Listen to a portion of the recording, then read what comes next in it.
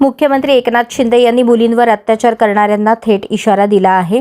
त्यांना जगण्याचा अधिकार नाही असे सांगत शिंदे यांनी अत्याचार करणाऱ्यांना कडक शिक्षा देण्याची मागणी केली. महिलांच्या सुरक्षिततेसाठी सरकार कठोर पावले उचलत असल्याचा विश्वास त्यांनी व्यक्त केला. या विधानावरून महिलांविषयीच्या धोरणांवर चर्चेला सुरुवात झाली आहे. शिंदे यांच्या या भूमिकेने राज्यात महिलांच्या सुरक्षिततेविषयी जागरूकता वाढवली आहे. त्यांच्या या कडक वक्तव्यानंतर राज्यातील महिलांवरील अत्याचाराच्या प्रकरणांमध्ये कडक निर्णय घेण्याचा दबाव निर्माण होण्याची शक्यता आहे. अल्पवयीन मुलीला अत्याचार करून खून करणं हलाल करून ही माणुसकीला काळीमा फासणारी घटना आहे आणि अशा क्रूर कर्म्याला जिवंत राहण्याचा अधिकार नाही.